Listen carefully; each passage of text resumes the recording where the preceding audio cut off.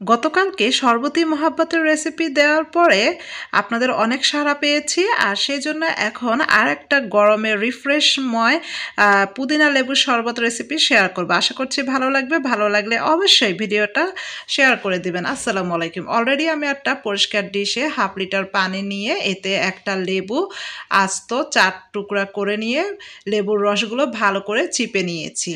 আর আজকে এই পুদিনা পাতা এখানে একেবারে ফ্রেশ ইউজ করার চেষ্টা করবেন।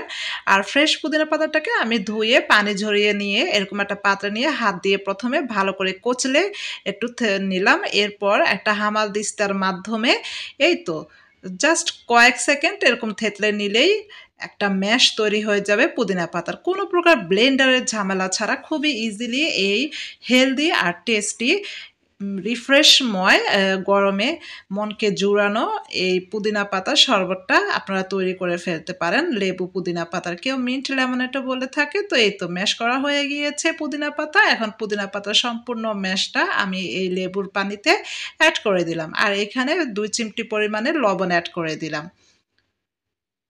আর চিনিটা যার যার স্বাদ মতো, তবে শরবতে আসলে চিনিটা কম হলে ভালো লাগে না। পরিমাণ মতো পারফেক্ট একটা রেশিওর চিনি হলেই ভালো লাগে। তো আমি এখানে 1/2 কাপের মতো চিনি অ্যাড করে দিলাম।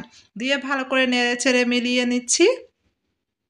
আর এখানে আমি আরও 1/2 লিটার পানি অ্যাড করে দিচ্ছি। টোটাল 1 লিটার পানি অ্যাড করে দিচ্ছি।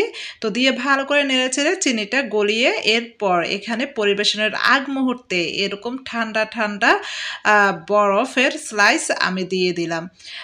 তো বরফের স্লাইসটা অবশ্যই দিতে হবে বা একেবারে ঠান্ডা পানি ইউজ করতে হবে, কারণ যে কোনো শরবত ঠান্ডা না হলে কিন্তু খেতে ভালো লাগে না। তো এই তো হয়ে গিয়েছে এই সহজ মনকে রিফ্রেশ করার জন্য গরমে তৃপ্তিময় স্বাস্থ্যসম্মত একটা শরবত, সেটা হচ্ছে পুদিনা লেবুর শরবত বা মিন্ট লেমনের শরবত।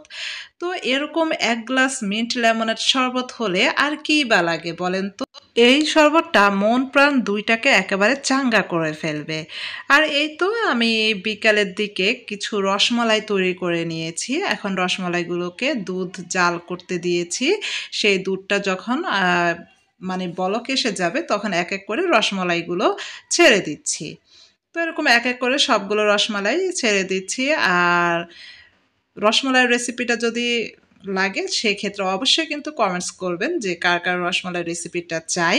তাহলে ইনশাল্লাহ আমি নেক্সট কোনো টাইমে আপনাদের সাথে এই রসমালাই রেসিপিটাও শেয়ার করে ফেলবো।